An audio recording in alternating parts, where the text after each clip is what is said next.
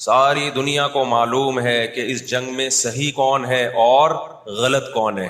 ساری دنیا کو 2 اور 2 4 کی طرح معلوم ہے یہ بات. ان دنیا کی وہ عظیم طاقتیں جو صبح و شام ہمیں تہذیب سکھاتی ہیں، ہمیں دہشت گرد کہتے ہیں، ہمیں دنیا کا امن خراب کرنے والا کہتے ہیں، بار بار ہمیں تانا دیتے ہیں کہ اسلام تلوار سے پھیلا ہے، بار بار ہمیں دہشت گرد. آپ 40-50 سالوں کی تاریخ اٹھا کے دیکھو، آپ کو پتا چلے گا کہ یہ بڑی طاقتیں کیسے دنیا کی آنکھوں میں دھول جھونکنے کی کوشش کرتی ہیں.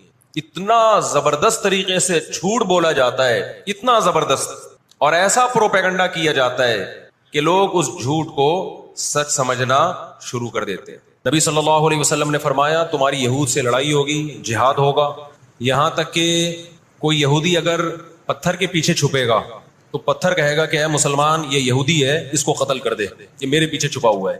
ہر درخت بھی گواہی دے گا، ہر پتھر بھی گواہی دے گا، الا الغرقد، سوائے غرقد درخت کے. یہودیوں کا کوئی مقدس درخت ہے جو اسرائیل میں بہت زیادہ لگاتے بھی ہیں یہ لوگ.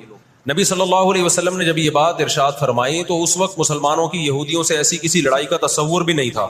ایک پیش گوئی تھی جو کسی کے خواب و خیال میں بھی نہیں تھا کہ صدیوں بعد جا کے ایسا ہو سکتا ہے. اس سے بھی پتہ چلتا ہے کہ ہمارے نبی صلی اللہ علیہ وسلم کی جو پیش گوئیاں ہیں اگر وہ پوری نہیں ہوئی تو آپ ٹائم کا انتظار کریں، ایک وقت پوری ہو جائیں گی.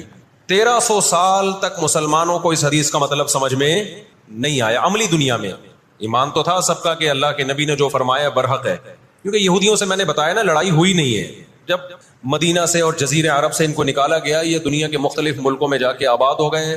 اس کے بعد یہ ہمیشہ یا تو عیسائیوں کے زیر سایہ رہے ہیں یا مسلمانوں کے زیر سایہ رہے. ان کی لڑائی اگر ہوئی عیسائیوں سے ہوئی ہے، مسلمانوں سے ان کا کبھی ٹاکرا نہیں ہوا. لیکن پیغمبر صلی اللہ علیہ وسلم نے کیا فرمایا صحابہ سے؟ تقاتلون، تم لڑو گے، تم سے مراد یہ امت لڑے گی. ایک وقت آنے والا ہے اور ایسی لڑائی ہوگی، ایسی لڑائی ہوگی کہ حتی یختبی احدکم وراء الحجر، کہ پتھر اور درخت بھی یہودی کا ساتھ دینا چھوڑ دیں گے. آج دنیا جن حالات کی طرف جا رہی ہے نا، یہ ایسا لگتا ہے کہ اس حدیث کے پورا ہونے کا ٹائم آ گیا ہے. ہم جب قرآن مجید پڑھتے تھے، اب بھی پڑھتے ہیں، لیکن جب طالب علمی کے دور میں جب سمجھ کے پڑھنا سیکھا ہم نے، تو ہم جگہ جگہ قرآن میں دیکھتے تھے ضربت علیہم الذلہ، اللہ نے ان پر ذلت کو مسلط کر دیا ہے. میں بار بار کہوں یہودیوں سے ہماری مراد علی الاطلاق سارے یہودی نہیں ہیں، کیونکہ میرے بیان کو لوگ شارٹ کلپ بنا کے غلط چلاتے ہیں. تو بار بار میں کہتا ہوں میرا کلپ ادھورا چلاتے ہیں نا تو کوئی یہودیوں کے خلاف نہ چلائے، سارے یہودی ایک جیسے نہیں ہیں. ہم اسرائیل کے اگینسٹ ہیں تو ہماری جو لڑائی ہوگی اسرائیل سے ہوگی. حدیث میں جس یہودی سے لڑائی کا ذکر ہے اس سے مراد بھی کون سے یہودی ہیں؟ یہ فتنہ پرست اور شر پسند یہودی. تو آپ صلی اللہ علیہ وسلم نے فرمایا کہ تقاتلون الیہود، تمہاری جنگ کس سے ہوگی؟ یہود سے ہوگی. دجال کس کا سپورٹر ہوگا؟ بولتے کیوں نہیں؟ ابھی تو دجال آیا نہیں ہے اور آپ نے بولنا چھوڑ دیا ہے. جب آئے گا تو پھر تو اچھوں کی بولتی بند ہو جائے گی. کس کا سپورٹر ہوگا وہ؟ ہاں میں عرض کر رہا تھا کہ ہم جب قرآن پڑھتے تھے ضربت علیہم الذلہ، قرآن کہتے ہیں ہم نے ذلت ان کے اوپر دے ماری ہے، ان فسادوں کی وجہ سے جو یہ کرتے رہے ہیں دنیا میں، ان فسادات کی وجہ سے. ہم جب پڑھتے تھے ہم کہتے تھے اے اللہ آج تو یہودی ذلیل نہیں ہے. اسرائیل کتنا پاورفل ہے کہ گچی کس کی پکڑی ہوئی ہے اس نے؟ امریکہ کی. ہندوستان کو گچی سے پکڑا ہوا ہے. تو آج تو بڑی عزت ہے.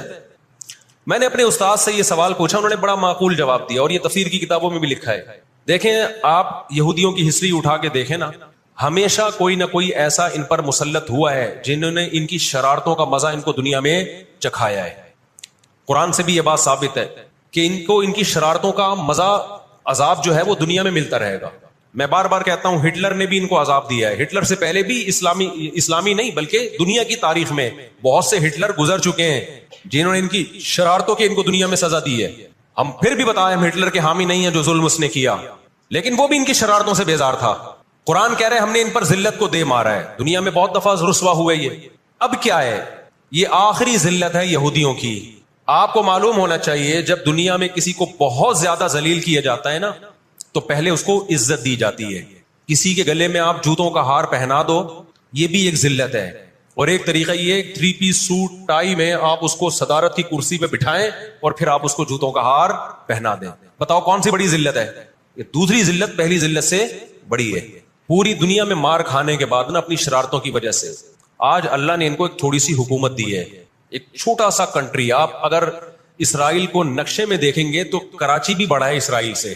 اتنا چھوٹا ملک, اتنا چھوٹا ملک, اور تعداد بھی بہت تھوڑی. اللہ نے انہیں کچھ وقت پنپنے دیا ہے. اللہ نے کہا ٹھیک ہے, تم دنیا تمہاری آخری شرارت دیکھ لے, اس کے بعد جو میری طرف سے تم پہ مار پڑنے والی ہے, اس کے بعد قیامت تک تم دوبارہ اٹھنے کے قابل نہیں رہو. یہ آخری ذلت کا انتظام ہو رہا ہے یہود کا. اور جو فائنل میچ ہوتا ہے نا وہ شاندار ہی ہوتا ہے. کیا خیال ہے؟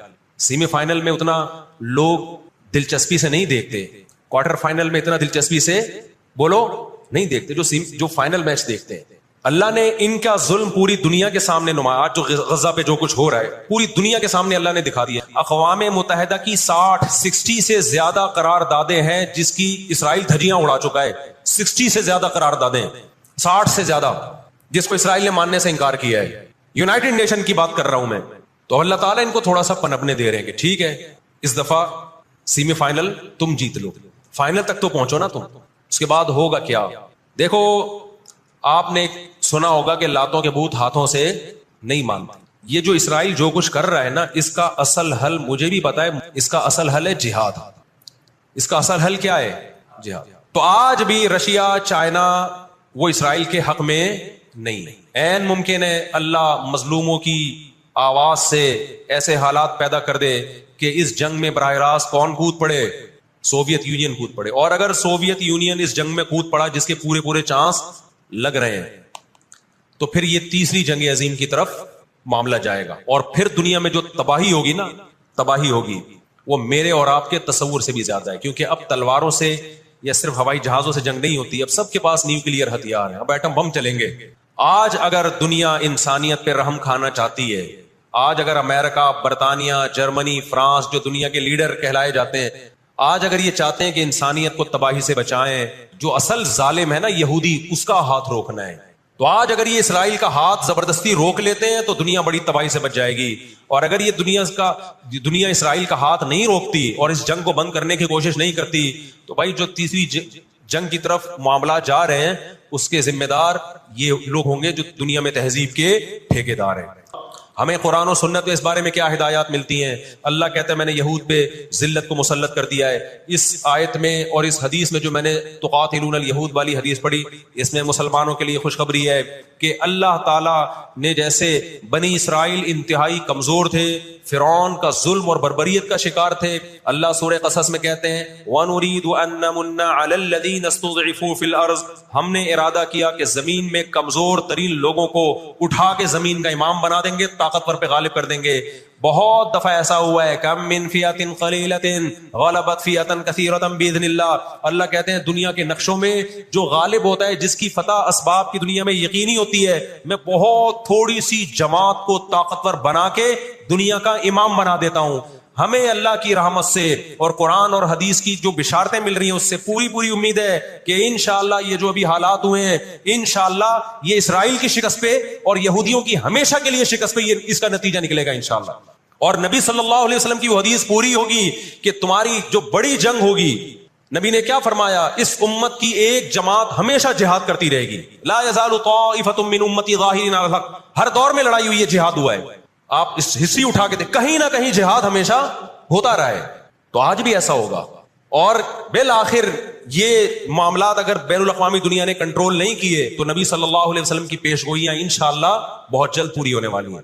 اور یہ جو ان کو عزت ملی ہے نا, یہ اصل میں بہت بڑی ذلت کی تمہید ہے. جب کسی کی بہت بڑی بےزتی کرنی ہوتی ہے تو اس کو پہلے بہت زیادہ عزت دینی پڑتی. اس وقت دنیا میں دو بڑی طاقتیں ہیں جو اس وقت تیسری ورلڈ وار کی طرف دنیا کو لے کے جا رہی ہیں.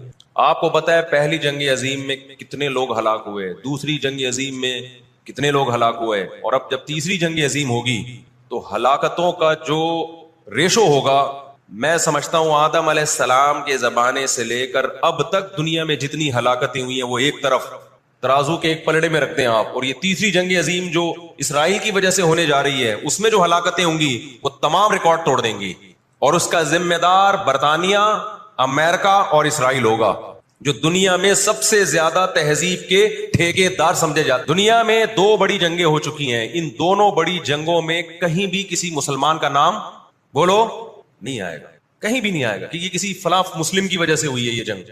اور اب تیسری جنگ عظیم کی طرح, اور یہ جنگ ہوگی, یہ ذہن میں رکھیں, قرآن نے یہ بھی واضح کر دیا کہ آپ کسی پر زبردستی نہیں کر سکتے، تلوار کی زور سے کسی کو اسلام میں داخل نہیں کر سکتے۔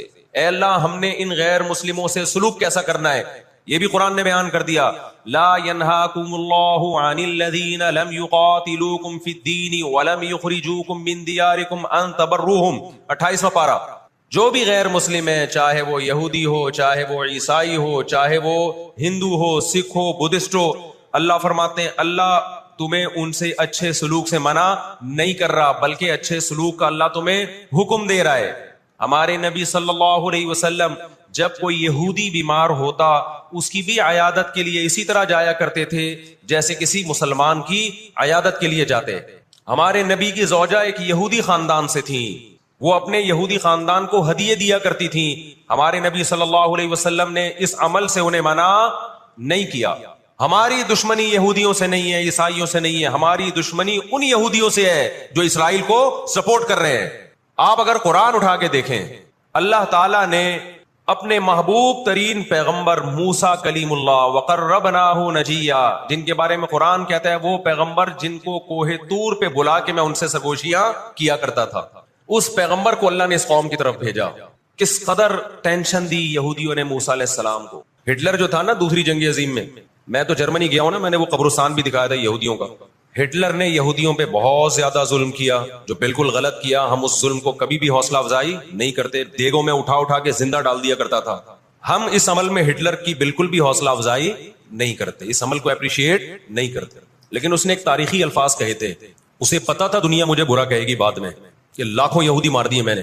اس نے کہا میں چاہتا تھا سب کو قتل کر دیتا، ایک بھی زندہ نہ چھوڑتا، لیکن کچھ میں زندہ چھوڑ کے جا رہا ہوں تاکہ دنیا جب مجھے یاد کرے گی نا کہ یہودی ظالم تھا تو دنیا کو پتا چلے گا کہ میں نے ان کو قتل کیوں کیا، کچھ چھوڑ کے جا رہا ہوں۔ یہ چین سے نہیں بیٹھیں گے، دیکھنا کرتے کیا ہیں یہ۔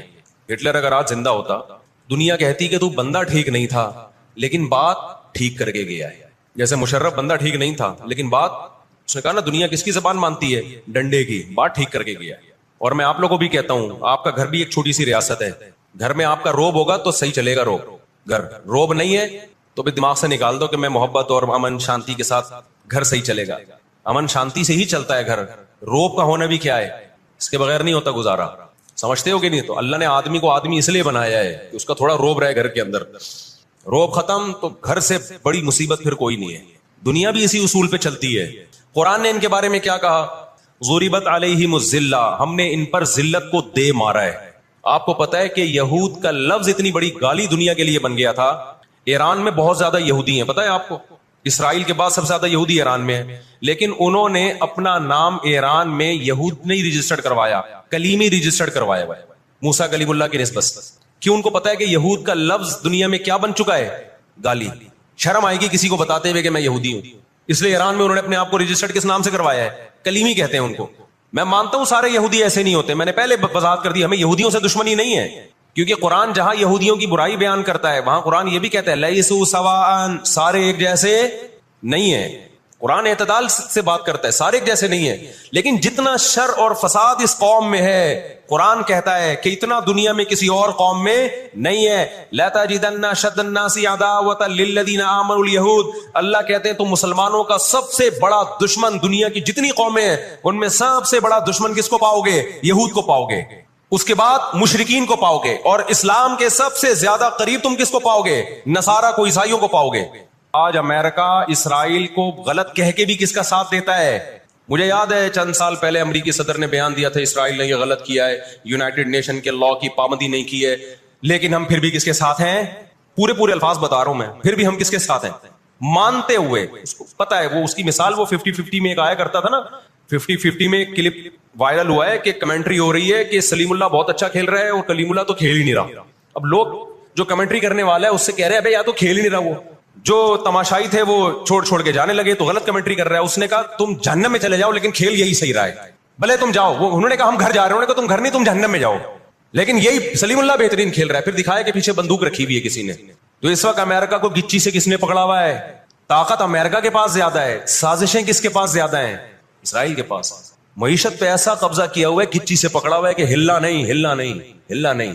آج دنیا میں سب سے زیادہ دہشت گردی کا شکار مسلمان ہو رہا ہے، کشمیر میں بھی اور میں کشمیر کے بارے میں نیوز چینل کی رپورٹ پیش نہیں کر رہا، میں دنیا میں جاتا ہوں، مقبوضہ کشمیر کے مسلمانوں سے بھی ملتا ہوں، نام ان کے ہائی لائٹ نہیں کیے جا سکتے، ان کی ویڈیو نہیں ڈالی جا سکتی ورنہ انڈیا ان کو تنگ کرے گا۔ مقبوضہ کشمیر میں کوئی ایک مسلمان ایسا نہیں ہے جو انڈین گورنمنٹ سے خوش ہو۔ ابھی مسقط میں ایک خاتون ملی مقبوضہ کشمیر سے، مجھے تو لوگ پہچان لیتے ہیں، کہنے لگے مفتی صاحب خدا کا واسطہ آپ آواز اٹھائیں، ہم پر بہت ظلم کر رہا ہے انڈیا، بہت مار رہا ہے ہمیں کشمیر میں، بتاؤ دنیا آواز اٹھا رہی ہے اس پہ؟ کیونکہ مسلمان کا خون بہ رہا ہے۔ روہن گیان میں کس کا خون بہتا ہے؟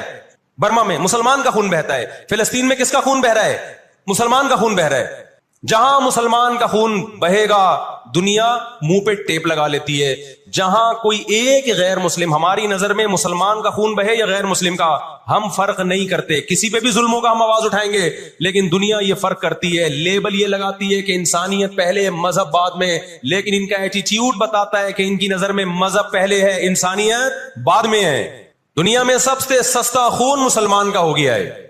تو اب یہودی اس پہ جلا کرتے تھے کہ روحانی پیشوا تو ہم ہیں اور اقتدار تو ہمارے پاس رہا ہے۔ آج بھی تو اسرائیل، گریٹ اسرائیل کی محنت اس لیے ہو رہی ہے نا کہ یہ تو ہمارا تھا بیت المقدس، مسلمانوں کے پاس کہاں سے آ گیا یہ؟ اور ہماری تو اتنی بڑی بڑی خلافتیں تھی، آج بھی یہودی نقشے بناتے ہیں اتنے بڑے بڑے کہ ہم اتنے بڑے، یعنی گریٹ اسرائیل جسے کہتے ہیں وہ۔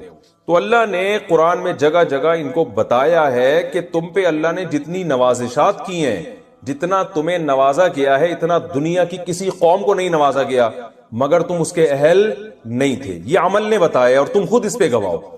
لہذا اب اگر بنی اسرائیل سے خلافت اور نبوت لے کے بنی اسماعیل کے حوالے کی جا رہی ہے تو تمہیں اس میں جیلسی کی ضرورت نہیں، حسد مت کرو، بلکہ ایمان لے کر آؤ اس پیغمبر پر تاکہ تمہارے گناہوں کی تلافی ہو جائے۔ تو چونکہ دنیا بھی دیکھتی تھی بنی اسرائیل کی طرف کہ یہ کیوں نبی پر ایمان نہیں لے کر آ رہے، یہ تو ہم سے زیادہ پڑھے لکھے لوگ ہیں، مشرکین یہ کہا کرتے تھے کہ یہ تو ہم سے زیادہ پڑھے لکھے لوگ ہیں، یہ تو پیغمبروں پر ایمان رکھنے والے لوگ ہیں، یہ کیوں نہیں ایمان لے کر آ رہے؟ تو یہودیوں کا نبی صلی اللہ علیہ وسلم پہ ایمان نہ لانا یہ دوسری قوموں کے لیے بھی رکاوٹ بن رہا تھا۔ تو اللہ نے اس لیے الگ سے بنی اسرائیل کو خطاب کیا کہ تم کیوں ایمان نہیں لے کر آتے، جبکہ تمہاری کتابوں میں بھی اس نبی صلی اللہ علیہ وسلم کا نبی کا تذکرہ ملتا ہے۔ اور یہ یہودی جو یہاں کے آباد ہوئے تھے نا، یہودیوں کا اصل وطن تو شام تھا، مدینہ میں قافلہ گزر رہا تھا تو انہوں نے کھجور کے درخت دیکھے، تو وہ قافلہ وہیں اسی نیت سے ٹھہر گیا تھا کہ ہمیں جو آخری نبی کی علامتیں ملتی ہیں، اس کی علامتوں کی جو سرزمین ہے نا، یہاں وہ علامتیں ہمیں نظر آتا ہے کہ آخری نبی یہاں ظاہر ہوں گے۔ تو بہت سے لوگ یہودیوں کے وہاں کے اسی نیت سے آباد ہو گئے تھے کہ ہم جب نبی ہجرت کر کے ادھر آئیں گے تو ہم ان پر ایمان لے کر آئیں گے، لیکن جب نبی صلی اللہ علیہ وسلم نے ہجرت کی تو ان کو حسد کی آگ نے پکڑ لیا کہ ہم کیوں ایک عربی کو کیوں مانے ہم، اور ہم تو پڑھے لکھے لوگ ہیں، امی کی ہم اقتدا کیوں کریں۔ جب موسیٰ نے اپنی قوم سے کہا ان اللہ یأمرکم ان تذبحوا بقرہ، کہ اللہ تمہیں حکم دیتا ہے تم گائے ذبح کرو، یہ واقعہ بڑا دلچسپ ہے۔ ہوا یہ تھا، پورا واقعہ یوں ہے کہ بنی اسرائیل میں ایک شخص نے کسی کے ہاں نکاح کا پیغام بھیجا تو لڑکی کے ابا نے انکار کر دیا، اس نے جناب اس کے والد کو قتل کر دیا۔ تو اللہ تعالیٰ نے کیا کیا، حکم دیا موسیٰ علیہ السلام کو ایک معجزے کے طور پر کہ میں ایک معجزہ بھی ظاہر کرنا چاہتا ہوں اور لوگوں کو یہ بھی پتا چل جائے کہ میں مردوں کو زندہ کیسے کروں گا، یہ بھی پتا چل جائے۔ تو بنی اسرائیل کو حکم دیا کہ گائے ذبح کرو، تو بنی اسرائیل بھی کہنے لگے تتخذونہ ہزوا، یہ کس قسم کا آرڈر دے رہے ہیں آپ؟ نماز کا حکم دیں، روزے کا حکم دیں، سمجھ میں آتا ہے، گائے کاٹنا کیا ہے؟ تو اتتخذونہ ہزوا، کیا آپ ہمارے ساتھ مذاق کر رہے ہیں؟ حضرت موسیٰ کو غضب آیا کہ میری قوم کیسے بات کر رہی ہے مجھ سے۔ قال موسیٰ علیہ السلام نے فرمایا اعوذ باللہ ان اکون من الجاہلین۔ قرآن مجید میں بنی اسرائیل سے بہت زیادہ خطاب ہے، تو اس کے لیے بنی اسرائیل کا پس منظر سمجھنا بہت ضروری ہے۔ اس سے بہت ساری قرآن کی آیتیں، جب تک آپ وہ نہیں سمجھیں گے تو آپ کو وہ قرآن کی آیتیں سمجھ میں نہیں آئیں گی۔ بنی اسرائیل سے قرآن کیوں خطاب کرتا ہے؟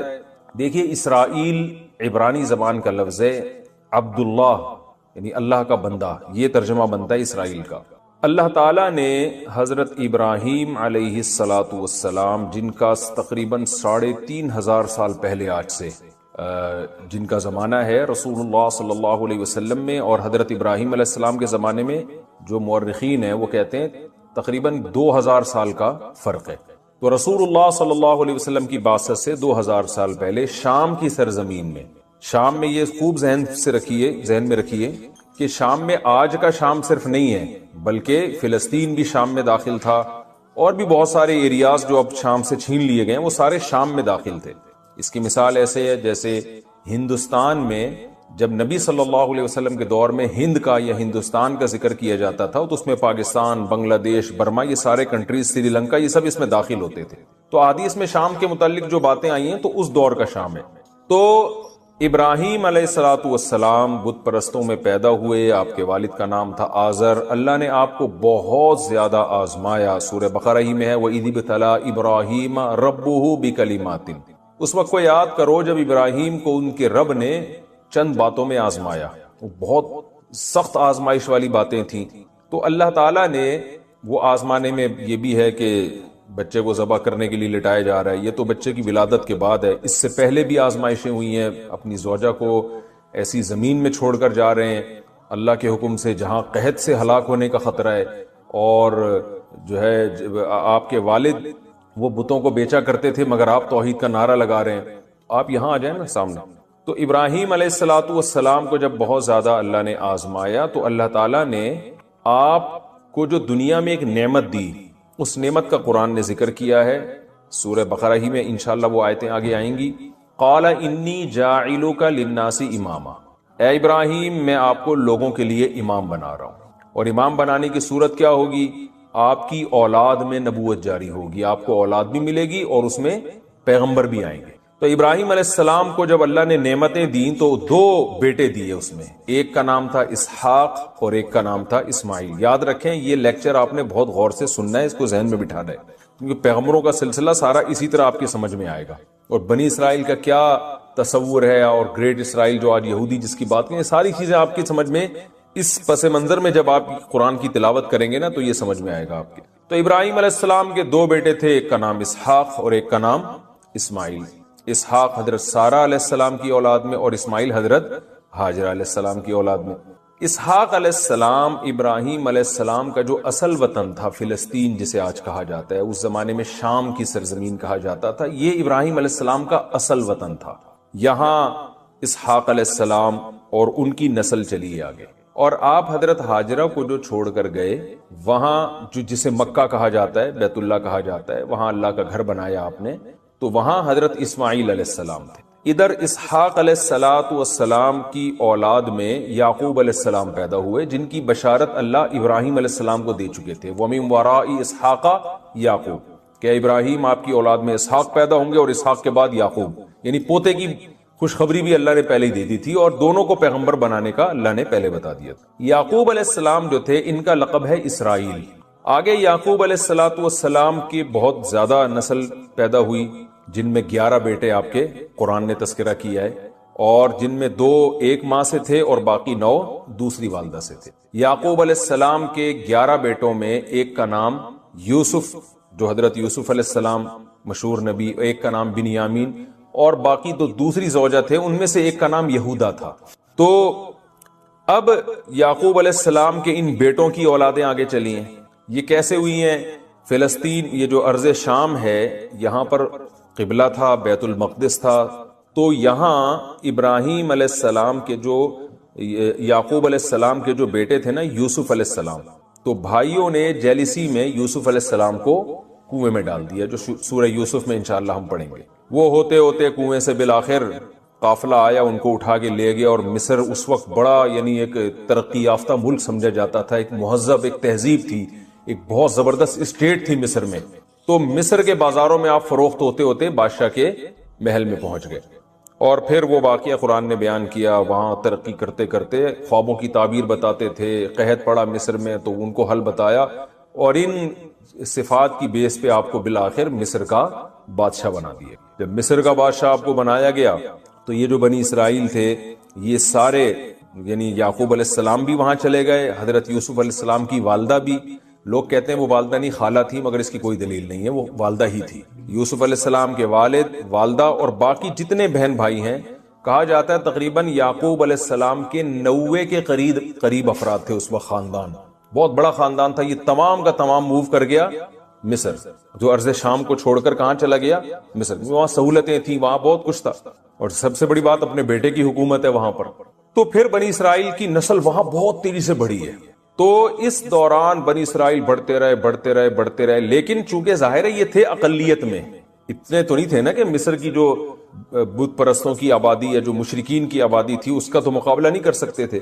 تو وہی ہوا کہ چونکہ ان کے پاس ایک مذہب تھا, صحیح بات تھی, تو لوگ حسد کا شکار ہوتے ہوتے بالآخر ان کے ہاتھ سے حکومت چلی گئی اور ان پر ظالم بادشاہ مسلط ہوتے رہے. ہر جگہ ایسا ہی ہوتا ہے کہ آپ جہاں بھی اہل اسلام کو دیکھتے ہیں تو اگر کوئی ان پہ غالب آئے تو وہ ظلم کرتا ہے, کیونکہ وہ چاہتا ہے کہ یہ مذہب ختم ہو. اس مذہب میں اٹریکشن ہوگی نا تو اسی کو ختم کرنے کی کوشش کریں گے. تو اس زمانے میں جو بھی مصر میں بادشاہ آیا کرتا تھا اس کا لقب فرعون ہوتا تھا. یعنی یہ نہیں کہ فرعون مخصوص بادشاہ کا نام ہے, مصر کے ہر بادشاہ کو کیا کہا جاتا تھا؟ فرعون. تو یہ والا جو فرعون ہے, یہ جس کو قرآن فرعون کہتا ہے, یہ وہ مخصوص بادشاہ جو موسیٰ علیہ السلام کے مقابلے میں آیا. تو خیر بنی اسرائیل پہ پھر ظلم ہوتے رہے اور یہ جو اس وقت کی سیکولر حکومتیں کہہ سکتے ہیں آپ, سیکولر تو نہیں بلکہ جو اپنی عبادت کرواتی تھیں, ان حکومتوں نے کو یہ ڈر تھا کہ بنی اسرائیل ہی ہیں جو ہمارے مقابلے میں آ کے کھڑے ہو سکیں. جب ایسا نظریہ ہے, ایک دعوت ہے جو ہمیں غلط قرار دے سکتے ہیں, تو ان پہ انہوں نے ظلم ستم شروع کر دیے. یہاں تک کہ فرعون کو خواب آیا کہ بنی اسرائیل میں ایک بچہ پیدا ہو رہا ہے جو میری حکومت کا خاتمہ کر رہا ہے. تو یہ جو فرعون جس کا قرآن میں ذکر ہے, اس فرعون نے کیا کیا, پھر بنی اسرائیل پہ ظلم کرنا شروع کر دیے. قرآن نے جگہ جگہ بیان کیا, یہاں بھی آئے گا کہ بیٹوں کو قتل کر دیا کرتا تھا اور عورتوں کو غلام اور باندیاں بنا لیا کرتا تھا, نسل ختم کرنا شروع کی. اسی میں اللہ تعالیٰ نے موسیٰ علیہ السلام کو پیدا کیا, جس کا ہم واقعہ پڑھیں گے انشاءاللہ آگے. بڑا دلچسپ واقعہ ہے کہ موسیٰ کی ماں کے دل میں ہم نے ڈالا کہ بچے کو صندوق کے حوالے کر دیں, اور وہ صندوق دریا کی موجوں کے حوالے ہوا, اور بالآخر فرعون ہی کے دربار میں اللہ نے حضرت موسیٰ کو پال کے دکھایا. تو موسیٰ علیہ السلام کے ذریعے پھر فرعون کو اللہ نے تباہ و برباد کیا. بنی اسرائیل میں اتنی سکت نہیں تھی کہ فرعون سے لڑ سکتے تھے وہ, کیونکہ غلام تھے, مینورٹی میں تھے, اور تھے بھی محکوم. غلام سے مراد محکوم قوم تھے. تو اللہ نے اپنی قدرت سے ہی فرعون کو دریا میں غرق کر دیا. اب جب دریا میں غرق کیا, بنی اسرائیل نے حضرت موسیٰ کو بہت ستایا, اور وہ ان احسانات کو نہیں مانا انہوں نے تہہ دل سے. کچھ لوگ تو تھے لیکن میجورٹی ایسے ہی تھی. تو پھر تورات ملی ان کو, اللہ کے حکام پر عمل کرنے کا حکم دیا. پھر موسیٰ علیہ السلام نے ان کو حکم دیا کہ اب جو تمہارا اصل وطن ہے نا شام, جہاں یعقوب علیہ السلام تھے, وہاں پر, یعنی موسیٰ علیہ السلام بھی حضرت یعقوب علیہ السلام کی اولادی میں ہیں, کہ اب جو ہمارا اصل وطن ہے, اللہ کا حکم ہے, ہم وہاں قوم عمالقہ نے قبضہ کر لیا تھا, تو اب ہمیں حکم ہے کہ ہم جہاد کر کے اس قوم کو شکست دیں. بھائی اب یہ تو نہیں کہ سارے کام اللہ خود ہی کرے گا. فرعون کو تو اللہ نے تباہ کر دیا جو بڑا دشمن تھا, جو تمہارے بس میں نہیں تھا. اب تمہیں بھی کچھ کرنا پڑے گا. تو اب جاؤ لڑو, ادخلوا الارض المقدسۃ التي كتب اللہ لكم, اس ارض مقدس میں داخل ہو جاؤ جو اللہ نے تمہاری قسمت میں لکھ دیا. یعنی پہلے بتا دیا کہ فتح ہوگی. یہاں بنی اسرائیل نے ڈنڈی ماری, اور بنی اسرائیل جو ہے وہ اتنی اللہ کی معجزے دیکھنے کے بعد بھی کہنے لگے. تو بنی اسرائیل کو جب موسیٰ علیہ السلام نے حکم دیا کہ اس سرزمین میں داخل ہو جاؤ جو اللہ نے تمہارے لیے تمہاری قسمت میں لکھ دی ہے, تو وہ آئیں بائیں شائیں کرنے لگے, وہ تو بڑے طاقتور لوگ ہیں, ہم نہیں جا سکتے ایسے. تو بہت موسیٰ علیہ السلام کو غضب آیا, اور موسیٰ علیہ السلام نے اللہ سے کہا کہ اللہ اب میری اس قوم سے علیحدگی کروا دے. سب کچھ ہو گیا, پھر بھی اتنے معجزے دیکھ لیے, خود ٹس سے مس ہونے کے لیے تیار نہیں ہے. تو اللہ تعالیٰ نے فرمایا فَإِنَّهَا مُحَرَّمَةٌ عَلَيْهِمْ 40 سنہ, 40 سال تک اسی وادی میدان میں یہ گھومتے رہیں گے, انہیں شہر نصیب نہیں ہوگا. جس کو وادی تیہ کہا جاتا ہے, تیہ کہتے ہیں حیرانگی کو, تو یعنی حیرانگی والا میدان. تو حضرت موسیٰ اور ہارون علیہ السلام بھی اسی میدان میں ان کے ساتھ رہے. پھر وہیں من و سلوہ کے واقعات آئیں گے, اترتے رہے. پھر بھی اللہ نے ان کو بہت ایسے نہیں رکھا جیسے جیل میں قیدیوں کو رکھا جاتا ہے, بلکہ 40 سال اسی میدان میں کھانا پینا بھی ملتا رہا, بادل بھی سایہ کرتا رہا ان کے اوپر. تو لیکن بہرحال یہ ہوا یہ کہ ان لوگوں نے نافرمانی کی, تو اللہ نے 40 سال سزا دی ان کو, اور 40 سال میدان میں گھومتے رہے. اور موسیٰ علیہ السلام اور حضرت ہارون علیہ السلام کی اسی دوران ان کی وفات ہو گئی. پھر اس کے بعد اللہ نے نئے نبی بھیجے, تو نئے نبی کی قیادت میں پھر انہوں نے جہاد کیا, اور اللہ تعالیٰ نے اس میں ان کو فتح عطا فرمائی. آگے ہوا یہ کہ بنی اسرائیل کے جو لڑائی میں داؤد بھی تھے, جنہوں نے دشمن کے جو کمانڈر ہے نا جالوت, اس کو قتل کیا. بنی اسرائیل نے کمانڈ میں لڑائی لڑی. بنی اسرائیل کے کمانڈر کا نام تھا طالوت, اور جو دشمن تھا اس کے کمانڈر کا نام تھا جالوت. یہ واقعہ چونکہ قرآن میں تفصیل سے آئے گا, لہذا میں ابھی صرف پس منظر بیان کر رہا ہوں نا, تو ڈیٹیل ہم وہی پڑھیں گے جہاں یہ واقعہ آئے گا. تو بنی اسرائیل میں ایک داؤد بھی تھے، حضرت داؤد، جو ظاہر ہے یعقوب علیہ السلام کی اولاد میں تھے. تو حضرت داؤد علیہ السلام نے اس وقت ان کو نبوت نہیں ملی تھی، بڑی بہادری سے لڑے وہ، اور وہ جنگ بہت مشکل تھی، بہت سے لوگ اس میں فرار ہو گئے تھے، میدان چھوڑ کے بھاگ گئے تھے. تو چند لوگ تھے جو ڈٹے رہے، ان میں داؤد علیہ السلام بھی تھے، اور انہوں نے بہت زیادہ بہادری کی، اور دشمن کے جو کمانڈر تھا نا، بہت سخت جان جالوت، اس کو قتل کیا. تو اللہ فرماتے ہیں اللہ نے اس بیس پر داؤد علیہ السلام کو جنگ کا کمانڈر بھی بنا دیا، علم بھی دیا، اور نبوت بھی دی، اور حکمت بھی دی. تو داؤد علیہ السلام پھر بنی اسرائیل کے ان پیغمبر کے جانے کے بعد داؤد علیہ السلام لیڈر بن گئے. اور داؤد علیہ السلام نے پھر بہت عبادت گزار تھے، قرآن نے ان کی عبادتوں کا ذکر کیا. ان کی آواز بہت خوبصورت تھی، قرآن کہہ رہے ہیں فصل الخطاب، بہت سارے معجزے دیے اللہ نے ان کو. فصل الخطاب کا مطلب تقریر بہت خوبصورت، خطاب بہت زبردست کیا کرتے تھے، آواز اتنی خوبصورت، تلاوت کرتے پرندے آ کے ٹھہر جایا کرتے تھے، اور جب وہ اللہ کا ذکر کرتے تو پہاڑ بھی ان کے ساتھ سے بھی لا الہ الا اللہ کی آوازیں آنا شروع ہو جاتی تھی. بڑے معجزے تھے، رات کو عبادت گزار تھے، دن میں روزہ بھی رکھتے، جہاد بھی کرتے. تو داؤد علیہ السلام کے ذریعے اللہ تعالیٰ نے جو ہے نا بنی اسرائیل کی دنیا میں بہت بڑے خطے پر اللہ نے حکومت قائم کر دی. تبھی آج اس حکومت کو یاد کر کے یہودی جو ہے نا وہ روتے ہیں کہ ہم تو ایسے تھے، ہم تو ایسے تھے، ہم تو یوں تھے. بہت بڑے خطے پر اللہ نے بنی اسرائیل کی حکومت قائم کر دی. داؤد علیہ السلام، اچھا وہ ایسے مجاہد تھے کہ ان کے ہاتھ میں لوہے کو بھی نرم کر دیا اللہ تعالیٰ نے. ڈیوڈ کہتے ہیں نا انگریز داؤد علیہ السلام کو، آج کل انہوں نے نام چینج کیا ہوا ڈیوڈ کہتے ہیں. اللہ نے فرمایا ہم نے داؤد علیہ السلام، اچھا داؤد علیہ السلام اس زمانے میں 4 کی بیویاں کا نہیں تھا، جتنی بھی چاہے زوجات رکھ سکتے تھے. داؤد علیہ السلام کی بہت ساری زوجات تھیں. تو داؤد علیہ السلام کے جو وارث بنے وہ ان کے بیٹے حضرت سلیمان علیہ السلام. قرآن نے ان کی بھی تعریف کی. اور داؤد اور سلیمان علیہ السلام کی خاصیت کہ اللہ نے ان میں قوت فیصلہ، یعنی جو جج کا کام ہوتا ہے نا کہ یہ پہچاننا کہ کون صحیح ہے کون غلط ہے، قضا کے شعبہ یہ بہت احسن طریقے سے سر انجام دیتے تھے. تو سلیمان علیہ السلام کو اللہ نے داؤد علیہ السلام سے بھی زیادہ بڑی حکومت دی. اور سلیمان علیہ السلام نے ایک دن اللہ سے دعا مانگی، ایسی حکومت چاہیے لا ينبغی لأحد من بعدی، میرے بعد قیامت تک کسی کو نہ ملے. ایسی نیت اچھی تھی، قربانیاں تھیں، اللہ نے آپ کو ایسی حکومت دے دی کہ ہواؤں کو مسخر کر دیا. یہ جو آج احرام مصر ہمیں ملتے ہیں نا، مصر میں 4000 سال پرانی عمارتیں، یہ دنیا کے عجوبہ کیوں ہیں؟ اس لیے کہ لوگ کہتے ہیں کہ سائنسدان حیران ہیں ماہرین کہ یہ اتنی بڑی بڑی دیواریں بغیر جوڑ کی اتنے اوپر پہاڑوں پہ رکھی کس طرح ہیں، یہ کون سی کرینیں تھیں جنہوں نے ان کرینوں نے جا کے رکھا ہے. تو یہ عین ممکن ہے سلیمان علیہ السلام کے وہ تعمیراتی کام ہو جن کا قرآن نے ذکر کیا ہے، جو اسباب کی دنیا میں عام آدمی کے لیے ممکن نہیں. تو جنات کو مسخر کر دیا، بڑے عمارتیں بنائی انہوں نے، بہت اس یعنی پرندوں تک کی بولیاں اللہ نے سکھا دی ان کو. تو داؤد سلیمان علیہ، تبھی گورے جو ہے نا، گوروں کی کتابوں میں کنگ سلیمان کر کے ملتا ہے، یعنی ان کا لقب بادشاہ بن گیا تھا. تو سلیمان علیہ السلام کے ذریعے حکومت قائم ہوئی. پھر سلیمان علیہ السلام کی اچانک ان کی بھی وفات ہوئی ہے، اور پھر بنی اسرائیل زوال کا شکار ہوئے. اللہ نے پے در پے ان میں بہت سارے پیغمبر بھیجے، کیونکہ اللہ قرآن میں کہتا ہے کہ ہم نے ان کو علم میں بھی دنیا پہ فضیلت دی تھی، چاہے وہ دین کا علم ہو یا دنیا کا. تو دنیا کے علم میں بھی لوگ ان کے محتاج، اور دین کے علم میں بھی لوگ ان کے محتاج، اور حکومت اور ریاست بھی ان کی تھی. ناقدری کرتے رہے اللہ تعالیٰ کی نعمتوں کی. پھر اللہ فرماتے ہم نے ان میں بہت کثرت سے پیغمبر بھیجے.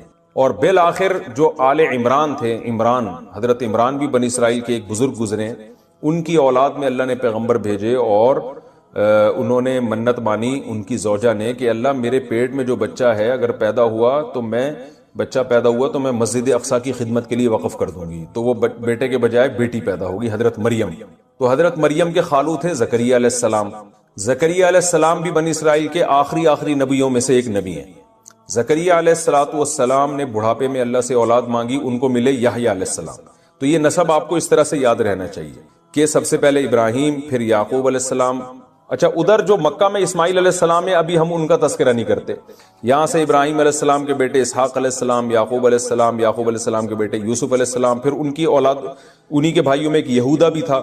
اب یہ جو یہودی ہیں انہوں نے وہ سارے یہودا کی اولاد میں ہیں یا ان سب یعقوب علیہ السلام کی اولاد میں؟ تو ایسا معلوم ہوتا ہے وہ سب یعقوب علیہ السلام ہی کی اولاد میں، لیکن نسبت کس کی طرف کر دی؟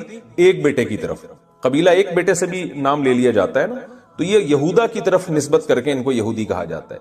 تو پھر ان میں پھر یوسف علیہ السلام کا زمانہ ہے، پھر یوسف علیہ السلام کے بعد مشہور پیغمبروں میں موسیٰ علیہ السلام کا زمانہ ہے، پھر موسیٰ علیہ السلام کے بعد داؤد علیہ السلام، پھر سلیمان علیہ السلام، پھر اس کے بعد آگے چل کے حضرت عمران، جن کی نبوت کا قرآن نے تذکرہ نہیں کیا کہ وہ نبی تھے، ان کی پھر جو ہے نا ان کے خاندان میں حضرت زکریا علیہ السلام جو حضرت مریم کے خالو تھے، اور زکریا علیہ السلام کو اللہ نے بڑھاپے میں بیٹے دیے یحییٰ علیہ السلام. تو پتہ چلا زکریا علیہ السلام، یحییٰ علیہ السلام، حضرت مریم اور حضرت عیسیٰ، یہ چاروں ایک ہی دور کے ہیں.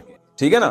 حضرت قرآن میں تو پوری سورت ہے آل عمران کے نام سے، تو حضرت عمران کا اللہ نے فضیلت بیان کی ہے کہ ہم نے آل عمران کو بڑی فضیلت دی تھی. بنی اسرائیل میں بھی آل عمران کو اللہ نے فضیلت دی. تو حضرت عمران جو تھے ان کی زوجہ نے منت مانی تھی کہ میں اپنے بچے کو بیت المقدس کی خدمت کے لیے وقف کروں گی، تو بیٹا کے بجائے کیا پیدا ہوا؟ بیٹی. تو حضرت مریم کے خالو کون تھے؟ حضرت زکریا. تو حضرت مریم کو بچپن سے پالا حضرت زکریا نے، کیونکہ حضرت مریم کی والدہ کا انتقال ہو گیا تھا، تو پھر خالہ نے کفالت کی. جو خالہ نے کفالت کی تو یہ یعنی جو سرپرستی میں آ گئے حضرت زکریا علیہ السلام کی، حضرت مریم. تو حضرت مریم کی بھی بڑی کرامتیں قرآن نے بیان کی ہیں، بہت عبادت گزار. پھر حضرت مریم کے بیٹے ہوئے حضرت عیسیٰ. تو بنی اسرائیل نے حضرت زکریا علیہ السلام کو بھی قتل کیا، یہودیوں نے اپنے پیغمبر کو، یعنی کافروں نے دوسروں نے نہیں مارا، انہی نے قتل کیا. اور قرآن نے اس کی وجہ بیان کی ہے، جب بھی کوئی پیغمبر ایسی تعلیمات لے کر آتے جو ان کی خواہشات کے خلاف ہوتی ہیں تو یا تو اس پیغمبر کا انکار کرتے یا اس کو قتل کر دیتے تھے. یہ چاہتے تھے ہمیں ہماری خواہشات کے مطابق دین چاہیے. تو زکریا علیہ السلام کو قتل کیا، یحییٰ علیہ السلام کو بھی قتل کیا گیا، اور حضرت عیسیٰ علیہ السلام کو بھی اپنے خیال کے مطابق قتل کیا. لیکن قرآن کہتا ہے کہ کیونکہ حضرت عیسیٰ بنی اسرائیل کے آخری پیغمبر ہیں، تو اللہ تعالیٰ نے حضرت عیسیٰ علیہ السلام کو آسمانوں پہ اٹھا لیا، اور قرب قیامت میں وہ یہودیوں سے انتقام لیں گے. یعنی اللہ نے کہا کہ اب یہ سلسلہ جو ہے یہاں حضرت عیسیٰ علیہ السلام کو میں محفوظ رکھوں گا، قرب قیامت میں نازل ہو کر نبی صلی اللہ علیہ وسلم کے دین کی گواہی دیں گے.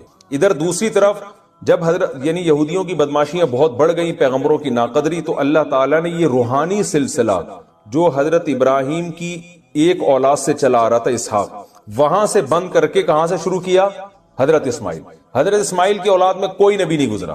2000 سال کے بعد جو ان کی اولاد میں اللہ نے سید الانبیاء محمد ابن عبداللہ صلی اللہ علیہ وسلم کو پیدا کیا، اور یہودیوں سے جو روحانی ان کی جو ایک اقتدار تھا وہ چھین کر کس کے حوالے کر دیا؟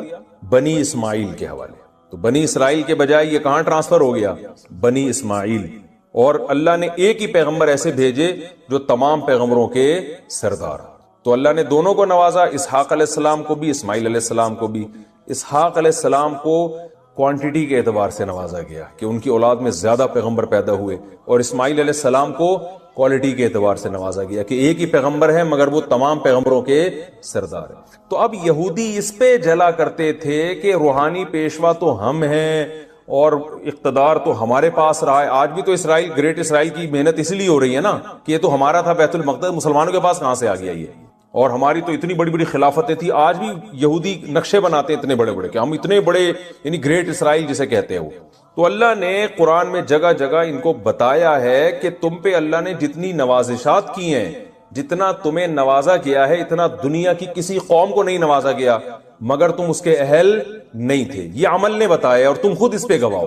لہذا اب اگر بنی اسرائیل سے خلافت اور نبوت لے کے بنی اسماعیل کے حوالے کی جا رہی ہے تو تمہیں اس میں جیلسی کی ضرورت نہیں ہے. حسد مت کرو، بلکہ ایمان لے کر آؤ اس پیغمبر پر تاکہ تمہارے گناہوں کی تلافی ہو جائے. تو چونکہ دنیا بھی دیکھتی تھی بنی اسرائیل کی طرف کہ یہ کیوں نبی پر ایمان نہیں لے کر آ رہے، یہ تو ہم سے زیادہ پڑھے لکھے لوگ ہیں. مشرکین یہ کہا کرتے تھے کہ یہ تو ہم سے زیادہ پڑھے لکھے لوگ ہیں، یہ تو پیغمبروں پر ایمان رکھنے والے لوگ ہیں، یہ کیوں نہیں ایمان لے کر آ رہے. تو یہودیوں کا نبی صلی اللہ علیہ وسلم پہ ایمان نہ لانا یہ دوسری قوموں کے لیے بھی رکاوٹ بن رہا تھا. تو اللہ نے اس لیے الگ سے بنی اسرائیل کو خطاب کیا کہ تم کیوں ایمان نہیں لے کر آتے، جبکہ تمہاری کتابوں میں بھی اس نبی صلی اللہ علیہ وسلم کا نبی کا تذکرہ ملتا ہے. اور یہ یہودی جو یہاں کے آباد ہوئے تھے نا، یہودیوں کا اصل وطن تو شام تھا. مدینہ میں قافلہ گزر رہا تھا تو انہوں نے کھجور کے درخت دیکھے، تو وہ قافلہ وہیں اسی نیت سے ٹھہر گیا تھا کہ ہمیں جو آخری نبی کی علامتیں ملتی ہیں، اس کی علامتوں کی جو سرزمین ہے نا، یہاں وہ علامتیں ہمیں نظر آتا ہے کہ آخری نبی یہاں ظاہر ہوں گے. تو بہت سے لوگ یہودیوں کے وہاں آ کے اسی نیت سے آباد ہو گئے تھے کہ ہم جب نبی ہجرت کر کے ادھر آئیں گے تو ہم ان پر ایمان لے کر آئیں گے، لیکن جب نبی صلی اللہ علیہ وسلم نے ہجرت کی تو ان کو حسد کی آگ نے پکڑ لیا کہ ہم کیوں ایک عربی کو کیوں مانے ہم، اور ہم تو پڑھے لکھے لوگ ہیں، امی کی ہم اقتدا کیوں کریں۔ تو یہ تھوڑا سا پس منظر تھا تاکہ آگے آیتوں کو سمجھنے میں اس کی آپ کو جو ہے مدد ملے۔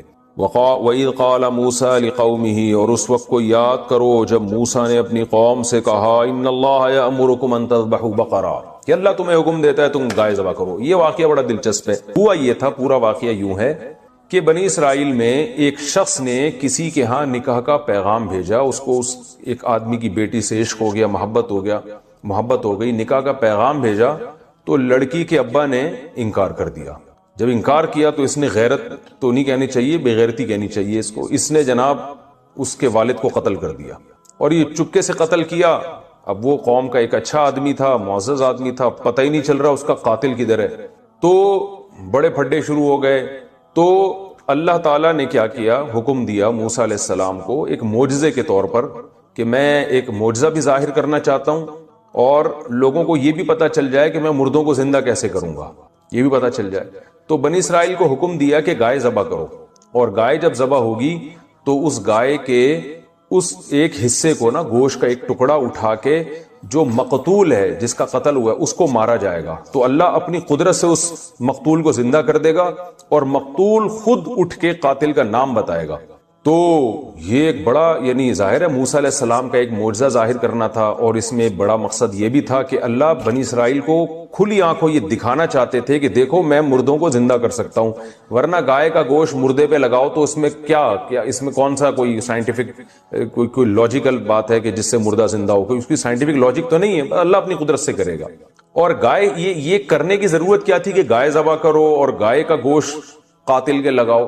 اس کی حکمت بعض علماء نے یہ بیان کی ہے کہ عین ممکن ہے کہ اس زمانے میں گائے کی پرستش ہوتی ہو، اور اس کے دو قرائن ہیں، ان علماء کی بات کے مضبوط ہونے کی دو یعنی قرائن ہیں جن سے پتہ چلتا ہے کہ یہ بات بڑی جاندار ہے۔ نمبر ایک، آج بھی ہم دیکھتے ہیں کہ ہندو گائے کی عبادت کرتے ہیں، تو اس سے ہمیں پتہ چلتا ہے کہ قوم ایک ایسی گزری ہے ماضی میں جو گائے کو معبود سمجھا کرتے تھے، اور یہ اسی کے اثرات ہیں ہندوؤں میں جو گائے کی پرستش ہو رہی ہے۔ اور اس کی تائید اس واقعے سے بھی ہوتی ہے کہ موسیٰ علیہ السلام جب تورات لینے کے لیے کوہ طور پہ گئے ہیں تو پیچھے بنی اسرائیل نے گائے کا بچڑا بنا کے سونے کا اس کی پوجا کرنا شروع کر دی، حالانکہ جو مشرک ہوتے ہیں وہ بتوں کی پوجا کرتے ہیں، گائے کی عام طور پہ نہیں کرتے۔ تو اس سے بھی پتہ چلتا ہے کہ فرعون کے دور میں گائے کی پوجا پاٹ کا کوئی نظام رہا ہوگا۔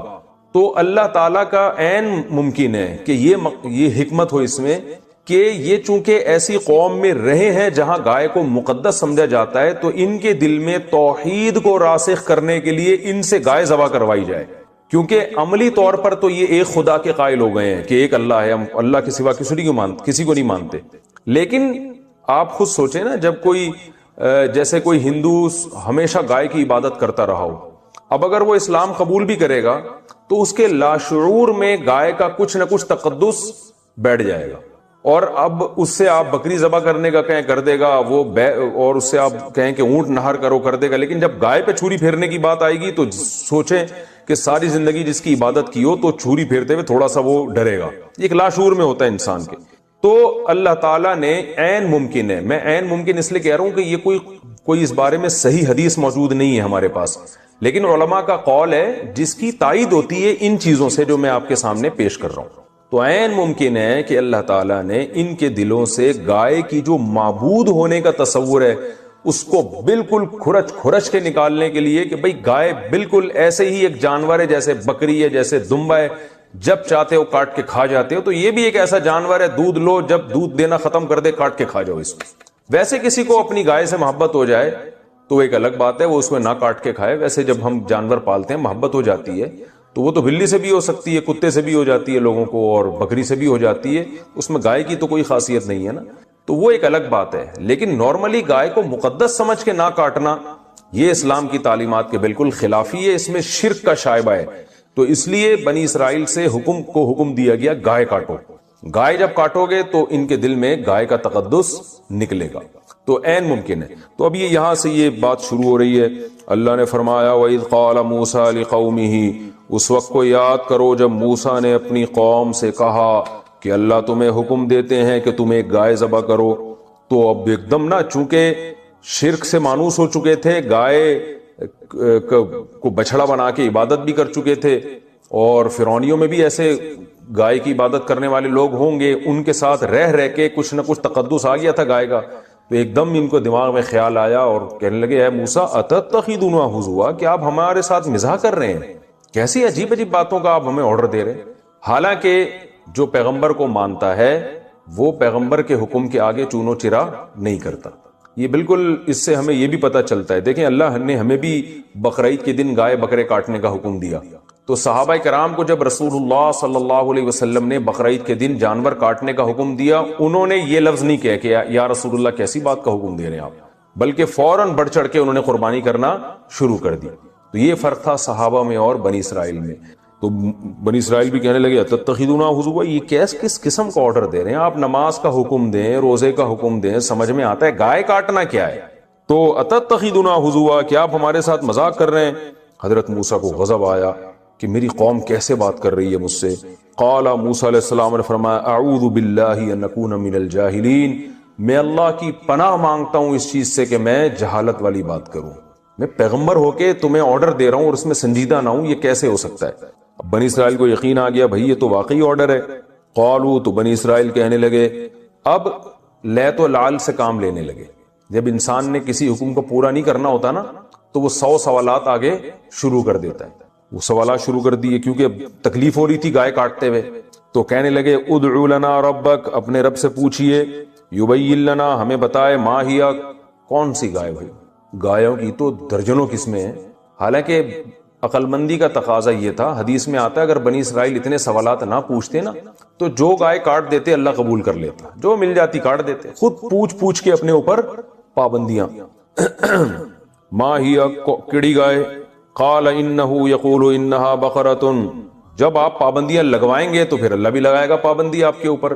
تبھی قرآن میں آتا ہے نا دوسرے مقام پہ، لا تسألوا عن اشیاء ان تبد لکم تسؤکم، اے ایمان والو ایسے سوالات مت پوچھا کرو کہ اگر ان کا تمہیں جواب مل جائے تو تم اور پریشان ہو جاؤ. تو جتنا اللہ نے مبہم جو چیز رکھی ہے نا اس کو مبہم ہی رہنے دو. وہ بنی اسرائیل نے کہا ما ہی، کیڑی گائے؟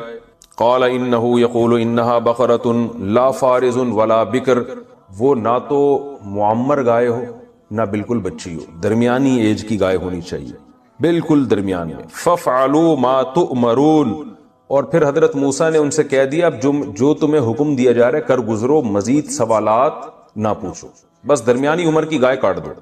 نہیں جی، ان کو بھی کوئی تکلیف تھی.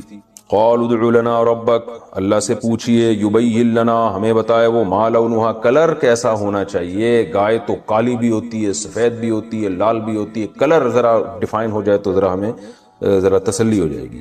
قال انہ، حضرت موسیٰ نے فرمایا، دیکھیں اللہ یہ بھی کہہ سکتے تھے جو چاہے کلر، لیکن اللہ نے بھی ان کو سزا دی کہ جب پوچھ رہے ہو تو پھر یہ والا کلر ہونا چاہیے. انہو یقول انہا، بے شک اللہ تعالیٰ فرماتے ہیں کہ وہ ایسی گائے ہو، بقرۃ صفرا، زرد رنگ کی گائے ہو، فاقع لونہا، چمکتا ہوا زرد رنگ، تسر الناظرین، دیکھنے والوں کو خوش کر دے. اب لاؤ ایسی گائے. لیکن ابھی بھی ان کو تسلی نہیں ہوئی تھی تو کہنے لگے ادعو لنا ربک یبین لنا ما ہی، اللہ سے پوچھیں کیڑی گائے. ابھی بھی سمجھ میں نہیں آ رہی، زرد رنگ کی تو بہت ساری گائے ہوتی ہیں. ان البقرہ تشابہ علینا، گائے کے معاملے میں ہم ابھی بھی کنفیوز ہیں، گائے ہم پر مشتبہ ہو گئی ہے. لیکن ایک جملہ ان کی زبان سے اس دفعہ اچھا نکل گیا، وَإِنَّا إِن شَاءَ اللَّهُ، اگر اللہ نے چاہا، یعنی انشاءاللہ لَمُهْتَدُونَ، اللہ نے چاہا تو اب ہمیں پتہ چل جائے گا. حدیث میں آتا ہے یہ انشاءاللہ کہنے کی برکت تھی کہ اگلے سوال کے جواب ملنے پر انہوں نے گائے ذبح کر دی. اگر انشاءاللہ نہ کہتے نا تو ان پر اللہ کا عذاب آتا، کیونکہ اگلے سوال کا جواب بھی ان کو ملتا، اس کے بعد بھی یہ نہ کرتے، پھر وہ اور سوال پوچھتے تو اللہ کا عذاب آ جاتا کہ تم نے کرنا نہیں ہے، حجت بازی کرنی ہے بس تم نے. تو اس لیے انہوں نے اس دفعہ کہہ دیا انشاءاللہ. انہوں ڈر رہے تھے نا حضرت موسیٰ علیہ السلام کوئی تھپڑ نہ لگا دیں، جیسے وہ قبطی کو تھپڑ مارا تھا، وہ مر گیا تھا، تو جو پوچھنے گیا ہوگا قوم کی طرف سے حضرت موسیٰ علیہ السلام سے، اس کو بھی تو ڈر لگ رہا ہوگا کہ اب تیسرے سوال پہ کہیں حضرت موسیٰ کا چانٹا نہ آ جائے. تو اس لیے اس نے کہا اے موسیٰ آپ بس اب ایک بات رہ گئی ہے وہ بتا دیں، اور انشاءاللہ اب ہمیں پتہ چل جائے گا کون سی گائے. یعنی اللہ نے چاہا تو مزید سوال پوچھنے کی نوبت نہیں آئی. قال انہ، حضرت موسیٰ نے فرمایا کہ اللہ تعالیٰ فرماتے ہیں انہا بقرۃ لا ذلول، ایسی گائے نہیں جو مسخر ہو یعنی ہل چلاتی ہو، تسیر الارض، جو زمین میں ہل جوتتی ہو، کیونکہ وہ اس گائے کا تو بڑا غرق ہو چکا ہوتا ہے نا، جو بیچاری گائے دیکھیں نا جو ہلوں میں ہوتی ہیں ایسی ہڈیوں کا انچر پنچر ڈھیلا ہو چکا ہوتا ہے ان کا.